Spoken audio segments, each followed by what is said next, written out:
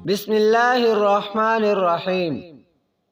عورت اگر بہن ہے تو عزت ہے، اور اگر بیٹی ہے تو جنت ہے۔ عورت اگر ماں ہے تو اس کے پاؤں تلے جنت ہے۔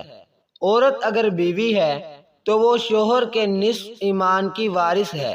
پرورش اولاد کی عام ہدایات کے ساتھ ساتھ اسلام نے لڑکی کی پرورش پر خصوصیت کے ساتھ متوجہ کیا ہے، اور لڑکی کی پرورش کا عظیم اجر و انعام بتا کر خاص طور پر اس کی ترغیب دی ہے۔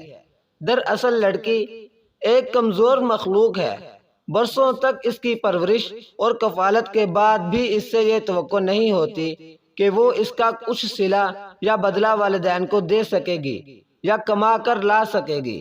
اس سے کسی خدمت کی توقع بھی نہیں ہے، اس لیے کہ جو ہی یہ خدمت کے لائق ہوتی ہے تو کسی دوسرے کی خدمت کے لیے حوالے کر دی جاتی ہے۔ کوئی آڑا وقت آ جائے تو مدافعت کا حق بھی نہیں ادا کر سکتی۔ ان حالات میں اگر اسلام کی تعلیم آدمی کے سامنے نہ ہو تو اندیشہ ہے کہ وہ لڑکی کی پرورش کا حق ادا نہ کر سکے اور اس کو وہ پیار و محبت اور عزت و مقام نہ دے سکے جس کی یہ مستحق ہے۔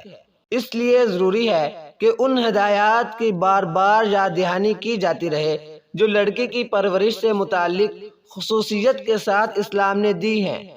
حضرت انس رضی اللہ تعالیٰ عنہ سے روایت ہے، انہوں نے کہا، نبی صلی اللہ علیہ وآلہ وسلم نے ارشاد فرمایا، من عال جاریتین حتی تبلغا جاء یوم القیامت انا وہو کہاءتین وضم اصابعہ۔ جس شخص نے دو بیٹیوں کی پرورش کی یہاں تک کہ وہ دونوں بالغ اور جوان ہو گئیں اور اپنے گھروں کی ہو گئی، تو روز قیامت وہ اس حال میں آئے گا، وہ اور میں ان دو انگلیوں کی طرح ساتھ ساتھ ہوں گے۔ اور آپ صلی اللہ علیہ وآلہ وسلم نے اپنی انگلیوں کو ملا کر دکھایا۔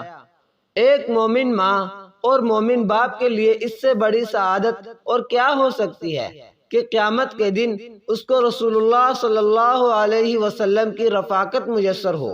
اس حدیث میں آپ صلی اللہ علیہ وآلہ وسلم نے تبلغن کا جو لفظ استعمال کیا ہے وہ بڑا ہی بلیغ ہے۔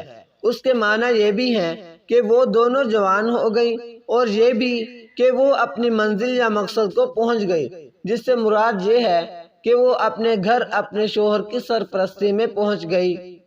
حضرت عائشہ رضی اللہ تعالی عنہ کا بیان ہے، فرماتی ہیں کہ میرے پاس ایک غریب عورت اپنی دو بچیوں کو لیے ہوئے آئی، میں نے اس کو 3 کھجوریں دی، اس نے ایک ایک کھجور اپنی دونوں بچیوں کو دی اور ایک کھجور خود کھانے کے لیے منہ میں ڈالنے لگی تھی کہ ان بچیوں نے وہ بھی مانگی۔